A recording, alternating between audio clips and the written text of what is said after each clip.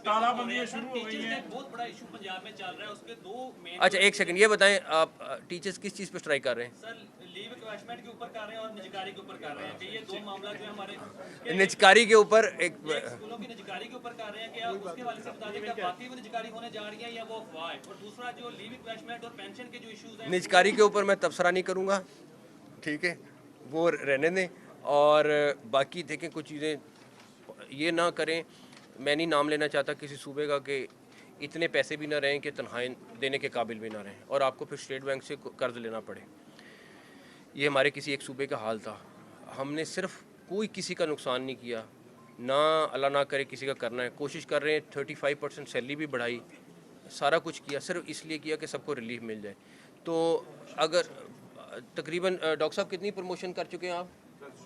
14,000 ये कर चुके हैं और तो 26,000 दूसरी हो चुकी हैं जो लोगों की साल से इस शख्स ने प्रमोशंस की हैं।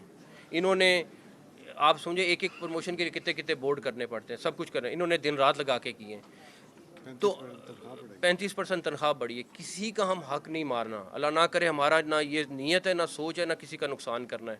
लेकिन खुदारा ये चीज़ सोच लें कि अगर सूबा बैंकरप्ट हो गया तो फिर हम किसी एक सड़क के हम किसी चीज़ के काबिल नहीं रहेंगे। तो मेरा ये है निजकारी के ऊपर let them guess whatever they want to, but मेरे ख्याल में अदरीस साहब से बाद में इसका जवाब ले लीजिएगा, मैं ऑफिशियली नहीं कहना चाहता। आपके मुशारफ होने की वजह से आपको मौसम स्पीड कहा जा रहा है, लेकिन आपके 10,000 जो एप्लीकेशन हैं वो जो सिटीजन पोर्टल की वो पेंडिंग है इस वजह से कि आपके पास पैसे नहीं है सूबे के पास।